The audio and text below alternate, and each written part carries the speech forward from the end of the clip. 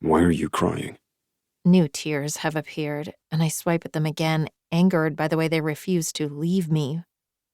Just leave me alone, Lorenzo. He moves into the kitchen, and my chest tightens in panic. Why are you crying? He asks again. I don't know, Lorenzo. You tell me.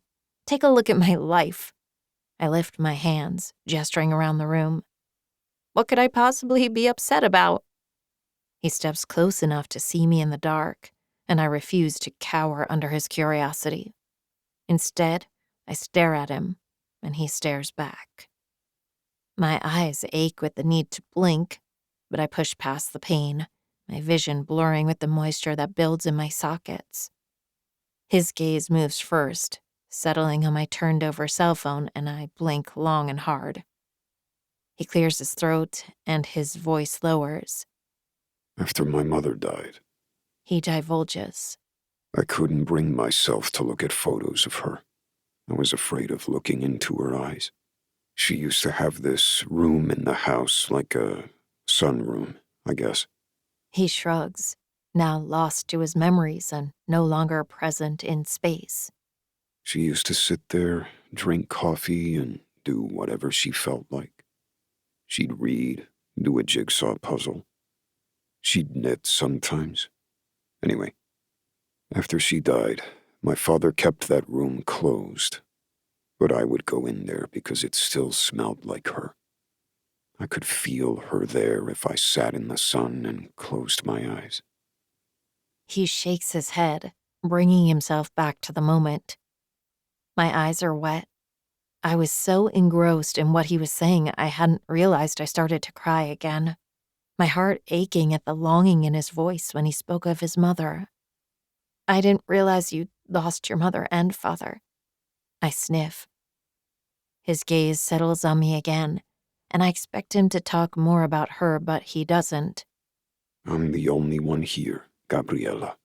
He ignores my earlier snipe at using my name, gesturing around the darkened kitchen.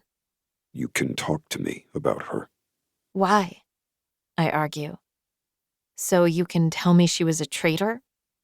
He rejects the notion with a soft shake of his head. Rita's choice to flee had no impact on my life. I hold no judgment. I hate that his words are sincere. I hate that I believe him. I hate that I want to talk to him about her. I never got to bury her. Do you know that? His head moves from side to side. I exhale shakily. I don't even know where she's laid to rest. Rest. I cough out the word, if you can call it that. You don't believe she's at peace? My jaw rested in my palm, my eyes narrow, but not in animosity. How could she be? I question. She spent nearly 20 years running from someone with the power and drive to kill her. Almost half of her life was spent looking over her shoulder, wondering if that day was the day it would all come undone. She was never at peace. Even in my favorite memories of her, regret and worry sat comfortably by her side. How lonely must she have been? No one to share that burden with. Now, even in death, she's alone, in a grave that likely doesn't even hold her real name. I can't help but think she'll be watching over her shoulder in the afterlife, too.